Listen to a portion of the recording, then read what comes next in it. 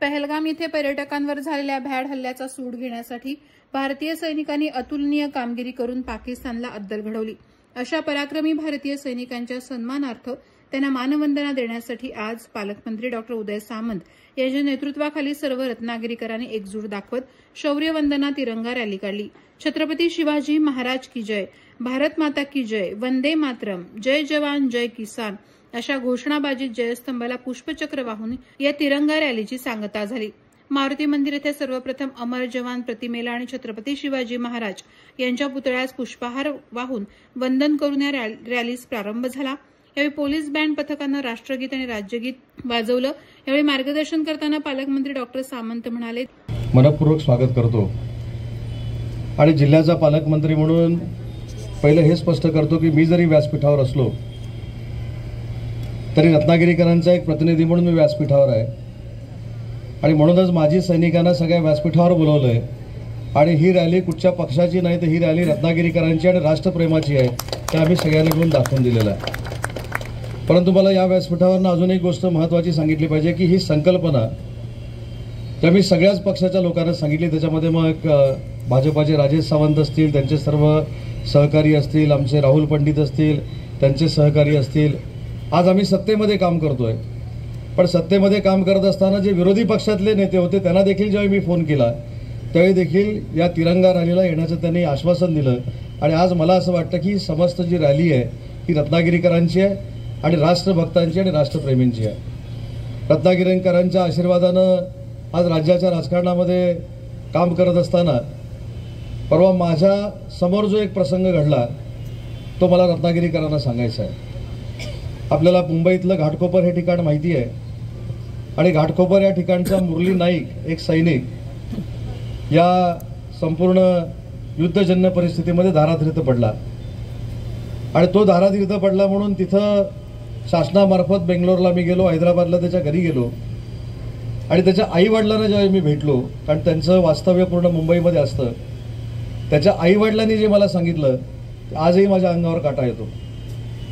त्यांनी सांगितले की तुमच्यासाठी कदाचित माझा मुलगा गेला असेल, पण माझा मुलगा हा देशाच्या जनतेसाठी गेलेला नाही, देशाच्या लोकांसाठी गेलेला नाही आणि आमच्या आईबापासाठी गेलेला नाही। एखाद्याच्या घरामध्ये निधन होतं तर त्याला 13 दिवसांना असेल, 2 महिन्यांना असेल, 1 वर्षांना असेल, ही विसरण्याची प्रक्रिया सुरू होते। पण माझ्या मुलासाठी 140 कोटी जनता रडते हे आमच्या आयुष्यातलं परमभाग्य आहे आणि म्हणून माझा मुलगा हा कायमस्वरूपी अमरच राहणार आहे हे डोळ्यामध्ये पाणी न आणता त्या आईबापांनी मला सांगितलं। आणि असे सैनिक, माजी सैनिक जे आपल्यासाठी लढतात त्यांच्यामुळेच आपण सगळे हे सुरक्षित आहोत आणि त्यांना खऱ्या अर्थानं मानवंदना देण्यासाठी आजच्या रॅलीचं आपण आयोजन केलंय। याच्यामध्ये सगळ्या संस्थांचा सहभाग आहे, प्रशासनाचा सहभाग आहे, सगळ्या पक्षांचा सहभाग आहे। व्यासपीठावर जर कोणाला यायला मिळालं नसेल तर त्यांच्याबद्दल देखील मी दिलगिरी व्यक्त करतो, परंतु मी असं मानतो की या व्यासपीठावर असलेले माजी सैनिक हेच आमचे आयडॉल आहेत आणि हेच आमचे भविष्यामध्ये आयडॉल राहतील। एवढी राष्ट्रभक्ती आणि राष्ट्रप्रेम हे आमच्यामध्ये जागृत होईल हा शब्द सगळ्या माजी सैनिकांना देतो।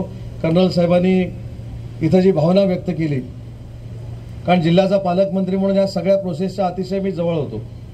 कधी कधी भीती वाटायची एखादा निर्णय प्रशासनाचा प्रमुख म्हणून माझ्याकडनं चुकला तर काय होईल, कारण आपल्या संपूर्ण परिसराला किनारपट्टी लाभलेली आहे, आपल्याकडे कोस्टगार्डचं तळ आहे, त्याच्यामुळे ज्यावेळी डिफेन्स काही सूचना देतं तर पहिली सूचना असते की डिफेन्सचे जे तळ आहेत याच्यावर आक्रमण होऊ शकतं आणि म्हणून ती शहरं, ते तळ जे आहेत हे सुरक्षित करण्याच्या सूचना या आम्हाला देखील प्रशिक्षणामध्ये दिलेल्या होत्या। आणि म्हणून जिल्ह्याचा पालकमंत्री म्हणून ज्यावेळी मी जिल्हाधिकाऱ्यांना सांगायचो, पोलीस अधीक्षकांना सांगायचो, ते कुठंतरी मनामध्ये असं वाटायचं की माझ्या समुद्राच्या बाजूला माझं रत्नागिरी शहर आहे। पण मी तुमच्या सगळ्यांच्या वतीनं कर्नल साहेबांना, SP साहेबांना, जिल्हाधिकाऱ्यांना आणि सगळ्या सैनिकांना धन्यवाद देतो की रत्नागिरी सोडाच पण भारताच्या कुठच्याही भागामध्ये पाकिस्तानच्या सैन्याला आपल्या सैनिकांनी शिरू दिलं नाही, त्याचा प्रतिसामना केला आणि भारत हाच सर्वश्रेष्ठ आहे, हाच सर्वश्रेष्ठ जगामध्ये ठरू शकतो हे नरेंद्र मोदी साहेबांच्या नेतृत्वाखाली पुन्हा एकदा सैन्यानं दाखवून दिलं। त्याबद्दल सैन्याचे देखील आभार मानतो आणि असा ठोस निर्णय घेणारे देशाचे पंतप्रधान नरेंद्र मोदी साहेबांना देखील धन्यवाद देतो आणि रत्नागिरीकरांच्या वतीनं शब्द देतो, ज्यावेळी देशाच्या चिंतेची बाब निर्माण होईल त्यावेळी रत्नागिरी जिल्हा हा केंद्र शासनाबरोबर म्हणजे नरेंद्र मोदी साहेबांबरोबर ठामपणानं उभा राहील हा देखील तुमच्या सगळ्यांच्या वतीनं शब्द देतो.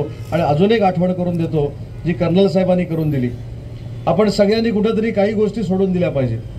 त्याचा उल्लेख येता येता मी SP साहेब तुमच्याकडनं ऐकला की आमच्यामध्ये मतभेद असू शकतात, आमच्यामध्ये मनभेद असू शकतात, कोण मोठा याच्यामध्ये आमची स्पर्धा असू शकते, परंतु राष्ट्रप्रेमामध्ये आमच्यामध्ये स्पर्धा असू शकत नाही हे हजारो रत्नागिरीकरांनी आज तुम्हाला दाखवून दिलेलं आहे. आम्ही पक्षाने वेगवेगळे असू परंतु राष्ट्रप्रेमासाठी आम्ही तिरंगाच्या झेंड्याखाली सगळे हजारोंच्या संख्येने एकत्र येतो.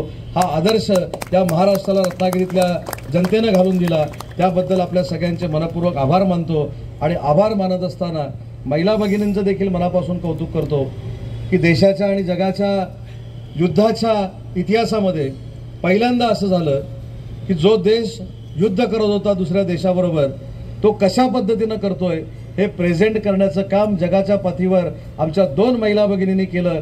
त्याबद्दल तुमच्या महिला भगिनींचं देखील मनापासून कौतुक आहे. आणि त्याच्यामध्ये सगळ्यात महत्त्वाची जी गोष्ट होती ते म्हणजे आपल्या डिफेन्सची माहिती देणारी सोफिया कुरेशी होती. हे आपल्यासाठी अतिशय महत्त्वाची बाब आहे. आणि अशा सगळ्यांना मानवंदना देण्यासाठी आजची ही तिरंगा रॅली आहे. ज्यांनी याच्यामध्ये सहभाग घेतला आहे त्यांचं मनापासून कौतुक करतो, त्यांना मनापासून धन्यवाद देतो. आणि पुन्हा एकदा सांगतो की या रॅलीला फक्त रत्नागिरीकर हेच नाव आहे आणि रत्नागिरीकरांनी राष्ट्रावर केलेलं प्रेम म्हणून हजारोंची संख्या या ठिकाणी जमलेली आहे. त्याबद्दल पुन्हा एकदा सगळ्यांचे आभार मानतो. कर्नल साहेब तुमचे आभार मानले म्हणजे देशाच्या सैन्याचे आभार मानल्यासारखे आहेत. आणि म्हणून तुमच्यासारख्या असंख्य लाखो सैनिकांच्या जीवावर आम्ही जे सुखानं झोपतो त्या सैनिकांना देखील ताकद फार मोठी मिळावी ही आम्ही ईश्वरचरणी प्रार्थना करतो. आणि माझं मनोगत संपवतो. जय हिंद, जय महाराष्ट्र. जिल्हाधिकारी एम देवेंद्र सिंह आणि पोलीस अधीक्षक धनंजय कुलकर्णी यांनीही यावेळी मनोगत व्यक्त करून तिरंगा रॅली ही सैनिकांच्या सन्मानार्थ त्यांना मानवंदना देण्यासाठी असल्याचं सांगितलं. ही रॅली देशप्रेमाच्या घोषणा देत हाती तिरंगा डौलवत जयस्तंभाकडे निघाली. भारतरत्न डॉ. बाबासाहेब आंबेडकर यांच्या पुतळ्याला माजी सैनिक अमृत पाटील यांच्या हस्ते पुष्पहार अर्पण करण्यात आला.